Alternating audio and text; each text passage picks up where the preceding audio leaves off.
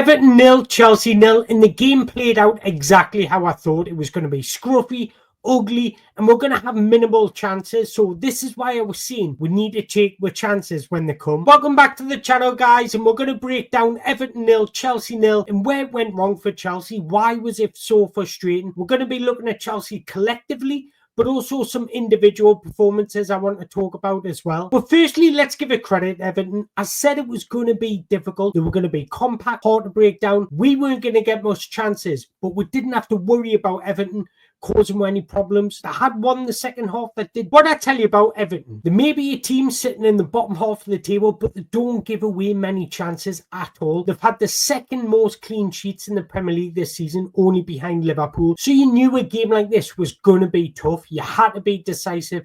You had to be clinical, and Nicholas Jackson in that first half had to be clinical. Chelsea, as an overall squad, we didn't have any rhythm. I thought we're too passive in possession, we're too slow in possession, and we just couldn't be dynamic like we've seen Chelsea in the past. And I think this highlights the importance of Cucurella. His movement allows others to build more freedom, and I think Malo Gusto couldn't quite find that combination of when to invert, when to get forward, when to overlap. I think he sometimes made the wrong decisions, which hindered our attacking flow. But I just thought it was completely unlike Chelsea. Chelsea are normally so good at just finding momentum, finding some rhythm, finding fluidity, and today we're seeing none of that. We kind of brought our game down to Everton's level, and that's credit to Everton because they made it that way. They made it scruffy. They were battling hard. They doubled up on our wingers, so we couldn't isolate them and beat them out of the game. So it was an incredibly frustrating day. So getting into the individual performances, I said chances would be few and far between. We had an XG of 0.77. That's our lowest XG throughout the season. So when those chances come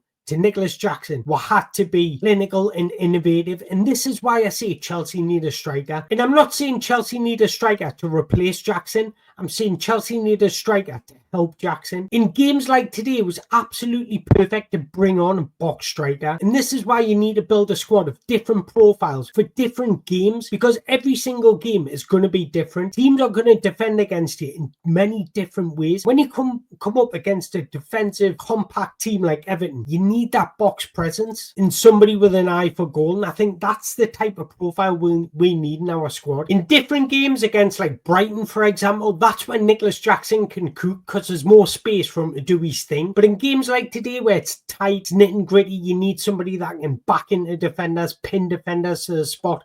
This is why we need another profile of striker. Getting on to Cole Palmer, I thought he was quiet today. I didn't think he was his natural self. Even in little moments, I just couldn't see him getting in any flow. And I think that was obvious from the start. So this is why I say Enzo Maresca, he's usually quite brave with these substitutions.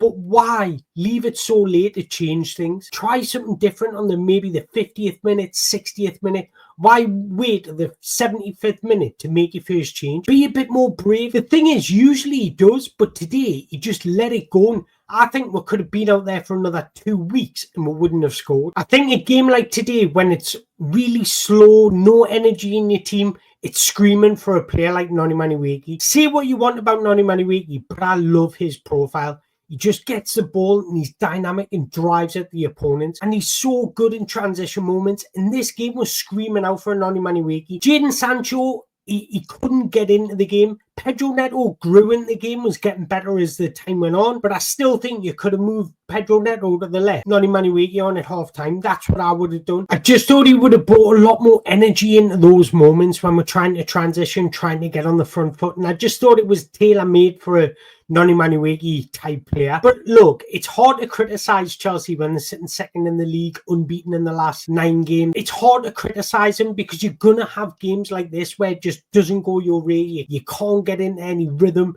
But I thought Enzo Fernandez and Moses Caicedo were actually quite good in the middle of the park. I thought Enzo Fernandez was trying to make things happen, trying to progress the ball, and other players just looked sloppy and just not composed enough to make a difference. But I thought Moses Caicedo, he's breaking up play well. He was making the right decisions in possession. But I just thought those around him, let them down today. But look, in all truth, I think if I was to hand pick a game where things didn't go our way and we're coming up against a low block and we couldn't break them down, it would probably be Everton at Goodison Park. So this result is not surprising. So I don't think we should overreact. I think there's a lot to dissect when you think of why didn't we get into our fluid, natural ability. And I just think there was no room for the likes of Cole Palmer to get into the game. I thought Pedro Neto, Jadon Sancho were getting doubled up on. I thought their wingers were working hard and tracking back. And I just thought we didn't move the ball quick enough for them not to react. So we were too slow in possession. It allowed their wingers to get back and get into position. If we moved the ball quicker, that's how you open up a deep defence like Everton. So I just thought it was on us being too passive rather than Everton being brilliant, because all they had to do was keep their structure and they kept it well. Like I mentioned earlier, Enzo Fernandez and probably Moses Caicedo were the only two that really looked like they wanted to make a difference. I thought our front four, you could have changed all of them at half time, would have probably been better. Everybody needs to stand up and take accountability for this. I think the players were too slow and sluggish, if that's the right word. I thought Enzo Maresca could have changed it earlier, and I thought Nicholas Jackson could have been more clinical in that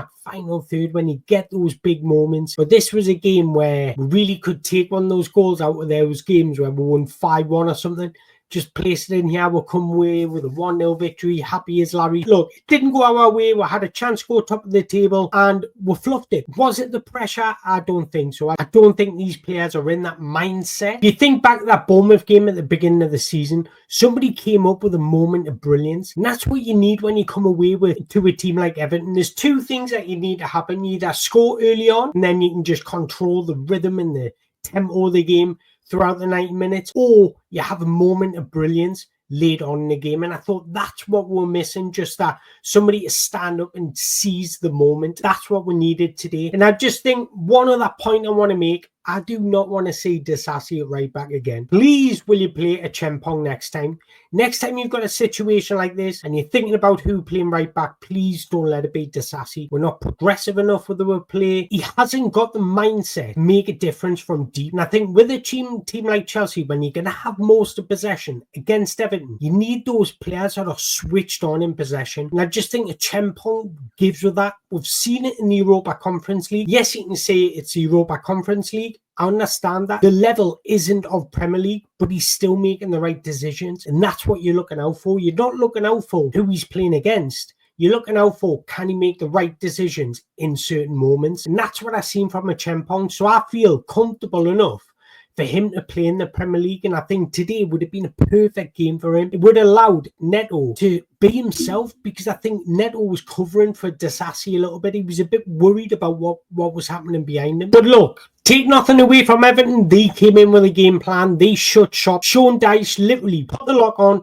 locked the lock, through the Kenya River, because we could not unlock that defence. Every time the ball went out wide, it was 2v1. Every time it was in central areas, it seemed like Everton had 11 players just packed in the middle. Chelsea were too passive. It made it comfortable for Everton. We didn't really look like troubling them. The longer that game went on, the less ideas we ran out of. And I just think that's the difference. I think if we're serious about winning this title, that's a game that Liverpool find a way. And I think that's the difference. We're not quite ready yet. I think next season we might be there. Once we get a bit more accustomed to Enzo Maresca's way of thinking, I think next season we can challenge. Properly challenge, I'm talking about. This season, I think games like this show you that we're not ready. And that's my honest opinion. But I would love to know your thoughts. Let us know in the comments below. Do you agree or disagree with my outlook on that game? There's not much to talk about because it was extremely passive. There wasn't many chances. But let us know in the comments below what you made of that game. Do you still think we're in a title race? And look, we're on a great reign of form. We haven't been beat. Just remember that. Let's not overreact.